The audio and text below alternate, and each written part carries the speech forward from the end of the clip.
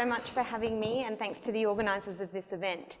What I want to talk to you today is about reclaiming our digital future. And my argument is that if we want to take control of our future, we need to stop looking forward and start looking backward. Or the way I like to describe it is why biased algorithms are like exploding cars. And if that doesn't make much sense to you now, I hope by the time I finish speaking, it will.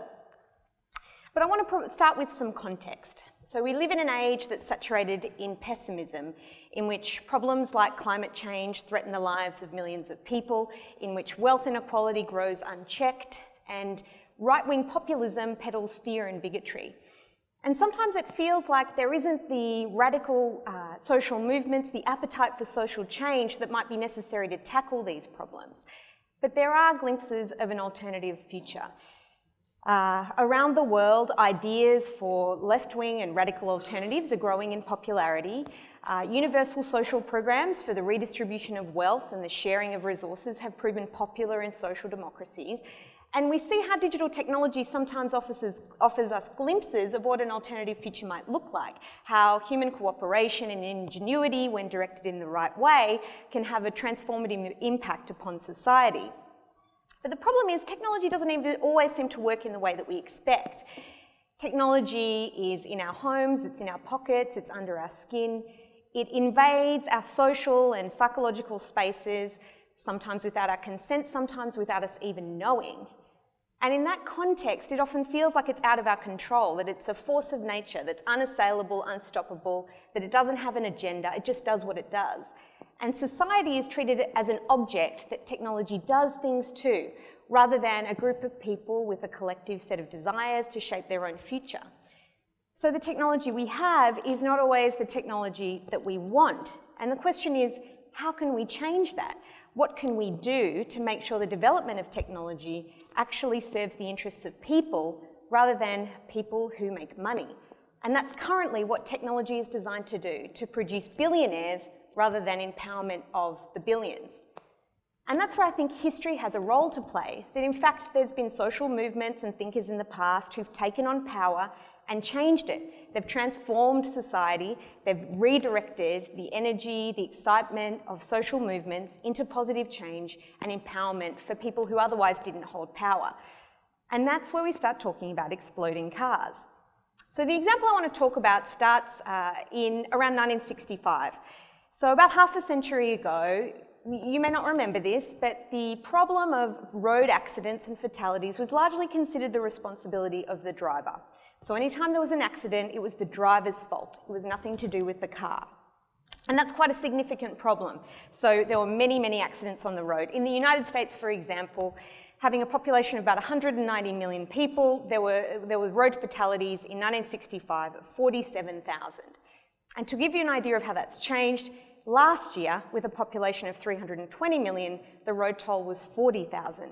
So quite a radical transformation in half a century, which gives you an idea of how we got from A to B, but what I want to talk about is what happened in the middle.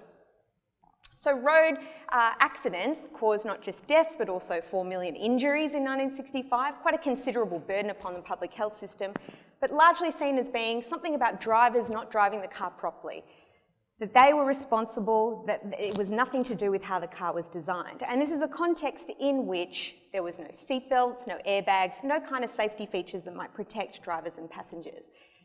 So a man called Ralph Nader wrote a book called Unsafe at Any Speed. And you might know Ralph Nader, he once ran for president. He's a well-known consumer rights advocate. And his argument was vehicles were designed in a particular way that made them unsafe. And he talks about lots of different vehicles that did this, whether it was how the steering was designed, how the interior features worked, or the external features.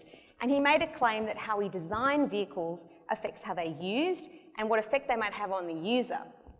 And in this context, a scandal broke, which was centred on the Ford Pinto. And if you're a lawyer or a law student, you study this case in detail. And I think it's a great story of how companies do the wrong thing that should be shared beyond the law schools, which is why I want to talk to you about it. The Ford Pinto was a small, compact car, and it was sold by Ford at the lower end of the car market. It was a cheap car that people could buy and use quickly. It had small margins. But what happened with the Pinto is it had a particular problem. The bumper bar sat right next to the fuel tank. And if you got knocked from the rear, the bumper bar would often pierce the fuel tank, leaking fuel into the vehicle, and it would easily catch on fire and explode, often killing everybody inside or catastrophically injuring them. Now, the critical component here is that this problem was preventable. So Ford knew about this risk, and there was a proposed alternative that you could insert a plastic buffer between the bumper bar and the fuel tank, and it would cost about $1.25 to do that. But Ford decided not to do so. It decided to push its car out to the market as quickly as possible, knowing that this risk existed. And as a result, thousands of people died in horrendous circumstances, and many more thousands, tens of thousands, were injured in catastrophic accidents. And Ford considered it wasn't its responsibility, but of course, people started to think that wasn't true.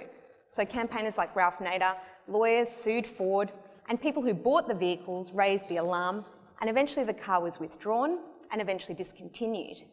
And people started to examine the calculus that went into deciding that the introduction of a $1.25 plastic buffer was too expensive, on the expectation that the costs and the horrendous injuries and suffering would be borne by someone other than the company. That kind of design calculus is not acceptable in our society. And that fueled the campaign for reform. So over that period, we saw regulators who were traditionally underfunded and under-resourced getting money to start enforcing rules, to start making rules and enforcing them. And that transformed the industry. So we got seatbelts, we got changes to the interior design that would stop killing people when they had accidents, we got changes to the exterior design, we got airbags, none of which existed beforehand. And they needed to be regulated, they needed to be installed by a government who is democratically elected. Not least because it meant people get to have a say in the rules that would go into the design of a vehicle, but also because without that centralised rulemaking authority doing that, there was no incentive for a company to change the design themselves. It would have been more expensive for them to import safety into a vehicle and not be able to compete with their competitors. It required someone else to say, this is the new rule, that you can't prioritise the bottom line, that you've got to take into account other things. And that's the kind of model that I think we ought to apply to technology today. There's no reason why we can't regulate technological products. Now you might say, oh, technological products don't result in explosions that kill people.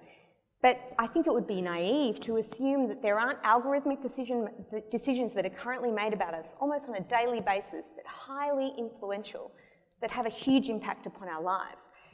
So, for example, you might have a computer make a decision about whether you're eligible to apply for a job, whether you're going to be selected for that job, whether you get assessed in your performance for that job, whether you lose that job, whether you get into college, whether you're stopped and frisked by the police, whether you're eligible for parole, whether you're eligible for social welfare services, everything from New Start to potentially the pension will be decided by a computer.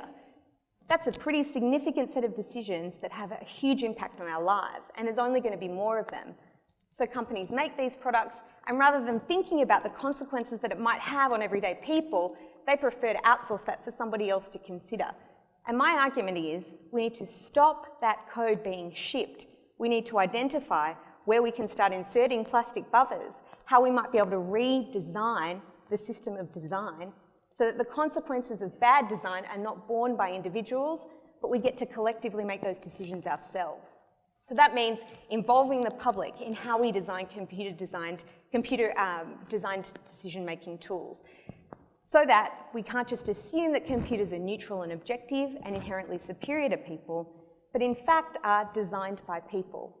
Lawrence Lessig from the United States, who's a theorist on technology, he argues that code is never found, it's always written, and it's written by people.